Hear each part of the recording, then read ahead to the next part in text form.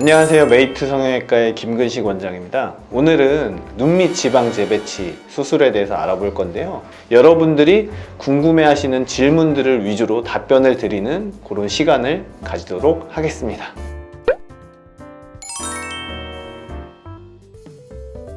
네, 여러분들의 이해를 돕기 위해서 사진을 보고 한번 설명드릴게요. 윗부분에 지방이 좀 불룩한 부위가 보이시죠? 그에 반해서 상대적으로 밑에 지방이 부족해서 좀 그늘져 보이고 좀 파여 보이는 부위가 있는데, 지방이 많은 부위에 지방을 부족한 부위에 보태주는 겁니다. 그러면은 불룩한 부위는 들어가고 부족한 부위는 나오기 때문에 전체적으로 팽팽해지는 거죠.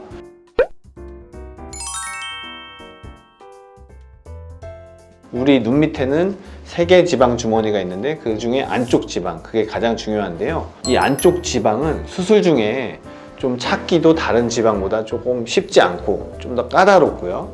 특히 재수술 같은 경우에는 그쪽 지방이 많이 제거되어 있는 경우도 많고 또 유착이 되어 있는 경우도 꽤 많더라고요. 그래서 그쪽 지방을 잘 찾고 처리해 주는 게 중요하고, 만약에 제거가 많이 되어 있다면 그 부위에 지방 이식을 좀 해주는 것도 수술에 많은 도움이 되고요. 눈밑 고랑을 잘 채워주느냐 못 해주느냐에 따라서 지방 재배치의 성공 여부가 결정된다고 생각합니다.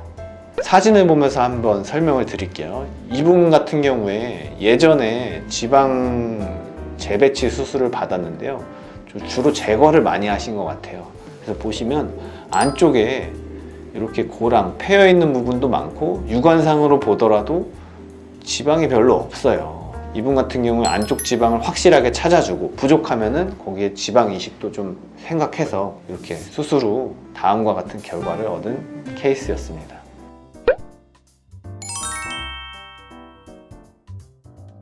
흔히 다크서클이라고 하죠. 이 사진으로 보시면 이렇게 지방이 불룩하고 지방이 좀 상대적으로 부족한 부위는 경계가 지고 그늘져 보이는 이런 눈은 이제 지방 재배치에 효과가 좋은 눈이다, 이렇게 할 수 있겠죠. 조금 까다로운 케이스는 지방이 상대적으로 별로 없는 분이 있어요. 눈이 좀 들어가 계시고, 또 지방을 너무 많이 제거하신 분들은 재배치할 지방이 충분하지 않기 때문에 이런 분들은 배나 허벅지에서 소량의 지방을 좀 추출해서 지방 이식을 좀 같이 해주어야지 최상의 결과를 얻을 수 있다고 생각합니다.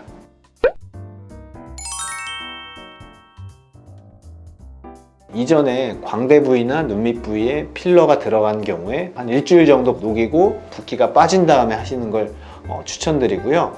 필러가 녹아야만 원래 눈 모양을 상태를 확인할 수 있고요. 그걸 어떻게 수술적으로 해결할 수 있는지 계획이 수립되기 때문에 필러를 맞았다고 해서 지방 재배치를 못한다, 이건 아니다고 생각합니다.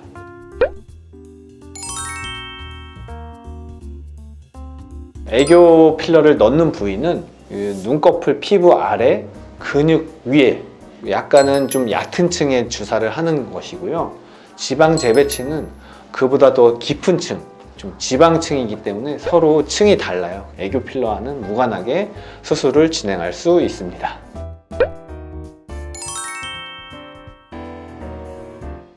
네, 눈밑 지방 재배치 후에 애교 필러는 좀 어느 정도 붓기가 가라앉은 다음에, 보통 최소 한 달 정도는 지나고 하시는 것을 추천드립니다.